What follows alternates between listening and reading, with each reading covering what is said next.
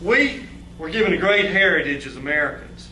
We had men that fought to die for freedom. They were willing to give everything to start this country. And they were successful. And we started up a new nation.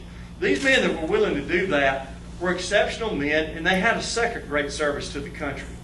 They wrote a constitution that gave us limited government because they knew the main thing that we needed was to be free. If we were free, we could succeed as America, as Americans and as America.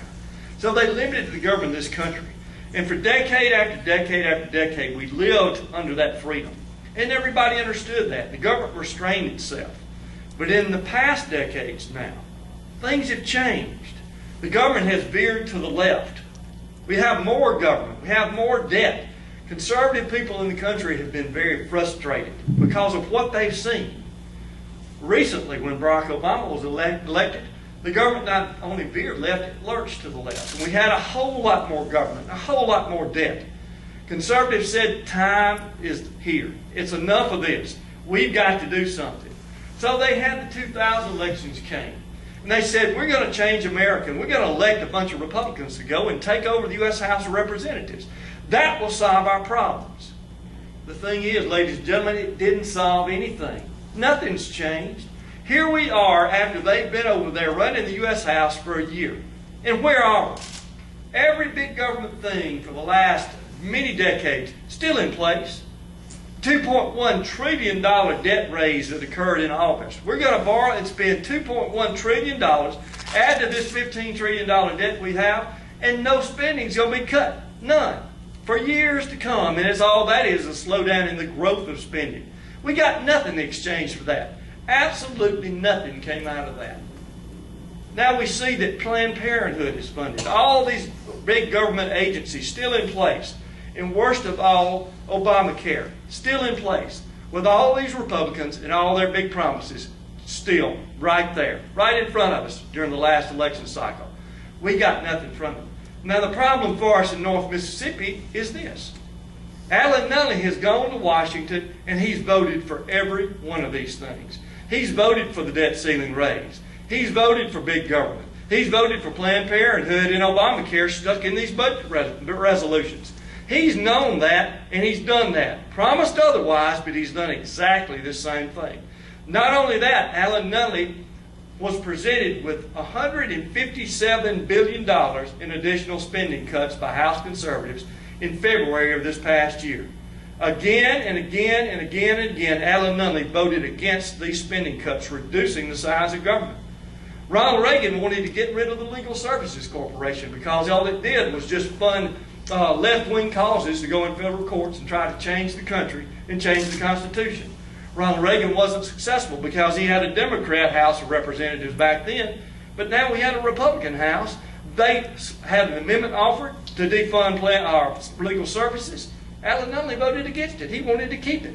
He voted to keep a jet engine that the Bush administration wanted to get rid of. The only reason is Speaker John Boehner had that engine built in a district next door to his. And a lot of people from his district worked over there. Something we didn't need, Alan Nunley voted for it. Time and time and time again, this has happened. Is this the leadership that you wanted from your first district congressman? Is this what you wanted to see accomplished? It doesn't have to be this way. Now, Alan Nunley will tell you that all we need is a Republican president and a Republican Senate to join the House, and we can change every bit of this.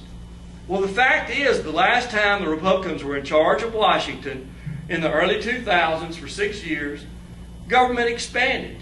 The debt doubled, and the courts were never challenged with all this left-wing stuff we've had pile up on us all these years.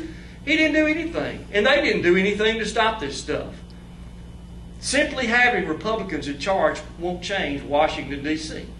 We need something different. And people might say, well, that debt that doubled, that's $5 trillion in debt. Well, that was the wars overseas. Well, only $1 trillion was spent on those wars. Another $4 trillion was just spent spending money for big government. Nothing changed during that time. What we need in this country now is something really different. People are sick of this. People are tired of all this big government. They're tired of all this debt. They say, we're tired of all these tricks in Washington, D.C. where they go ahead and the Republicans vote to fund Planned Parenthood and fund Obamacare, and then turn right around when it counted, and then turn right around and have these sham votes, these show votes, where it seems like they're trying to stop it when they know that won't go anywhere. They need to stop it when it counts. People are tired of this. They're ready to take the country back, and what we need are real conservatives to go up there who will fight to do that. That is why I'm running for the U.S. Congress in North Mississippi again, because I want to fight for limited government. I want to fight to stop these things, and I believe we can accomplish it if we get the right people up there. People want to see the government shut down to stop all of this stuff. They're ready for drastic action. Well, in the 1990s, Republicans were bolder. They went to Congress and they did shut the government down. And people say, oh, that was a big disaster for the Republican Party. Well, was it? After the government was shut down in the 90s, we had 4 straight years of federal surpluses. We hadn't had that probably since the 1920s. 4 straight years of federal surpluses. We had an economy that was booming and soared after that. The Republicans kept the U.S. House of Representatives for 10 straight years after they shut the government down. And then Bill Clinton was elected president, but he had moved to the right. Bob Dole wasn't going to beat him. So there was no repercussion from doing that, but they took drastic action and they had success from it. We need people up there to do that right now. Alan Nunley said that he couldn't vote to stop the debt ceiling increase. He voted to increase the debt ceiling. And he said he had to do it because we had to fund the military and pay Social Security. We had to pay our troops. Well, the truth is that if we had not raised the debt ceiling, these people would still have been paid. We went into partial shutdown, Social Security would have been paid, the military would have been paid, interest on the debt would have been paid. Every bit of that would have been done. There was money enough to do that. What it would have done is forced the government to reprioritize everything and say, what is really important? What do we have to fund up there? And once that was done and there were real cuts made, then they could raise it. But with the idea that they're going to stop doing that and finally get back into surplus by doing the right things. Alan Nunley just made lame excuses for political purposes. He made excuses because it sounded good and he wanted to be reelected. What's more important to Alan Nunley, being reelected to Congress or stopping Obamacare, stopping this big government? That's what we've got to decide.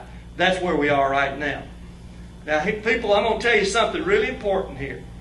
2012 is a chance for North Mississippi to shake up this country and to make history.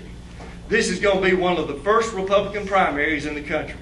And if this district says we've had enough, we don't want any more of this, and if you send home a Republican appropriator, one of the money spenders, saying you haven't done anything, you didn't do what you said you would do in Washington, D.C., if you send him home and send a real conservative to Washington, that will reverberate around the entire country and roll over into every Republican primary that occurs all the way through the primary season going into November. We have a chance in North Mississippi to shake up this country in 2012. We can do it, but we've got to act, and I need your help. That's why I'm running for Congress. Alan Nunley said he would go to Washington to do these things. He's a nice guy. Alan's a nice guy, but he's also an establishment Republican who is going to do every single thing the leadership in Washington tells him to do. And that leadership has led us for all these years, and we are drowning in debt, we're drowning in big government, and we're drowning in all the ills that have caused our society to get where we are. We need to tell Alan Nunley, you said you'd go up there and do some things, you'd go up there and stop this, you haven't done anything, and we're going to send you home. Alan Nunley, we're going to send you home.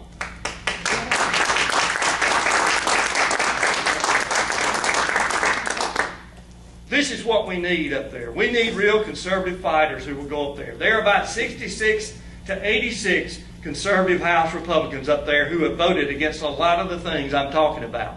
Right now, they don't have the majority. But if enough people are elected, if I'm elected in North Mississippi and enough people are elected around the country, then that group could be a strong enough force up there to make this government change. They may even become a majority of the Republican side of the House, which is the majority, and start stopping all of these things. If you vote to send me there, and if I get to go to Congress, I can tell you today that Henry Ross won't vote to raise the debt ceiling unless big time cuts and big reductions occur in the federal government right now. Not 10 years from now, 5 years from now, but right now. Henry Ross won't vote to fund the big government agencies Barack Obama has created. Henry Ross won't fund and vote to fund all of these things that we're talking about today. We'll vote against measures that fund Planned Parenthood. And we will always vote against any measure that forwards Obamacare. Not one dime has been cut out. We'll vote to stop that. If you really want a conservative Republican to go to Washington, if you really want to see this country change, I ask every one of you to join me today and send me to Washington, not to play lip service to conservative causes and go up there and join that club, but to go up there and fight with the fighters who want to stop all this and get us back to God-centered, limited, constitutional government. We can do it, but this is probably going to be our last chance in America. So we've got to act now. I want to thank every one of y'all for being here. Thank you for this great crowd from Lee County here, right in the middle of the hometown, the current congressman. I want to thank you for being here.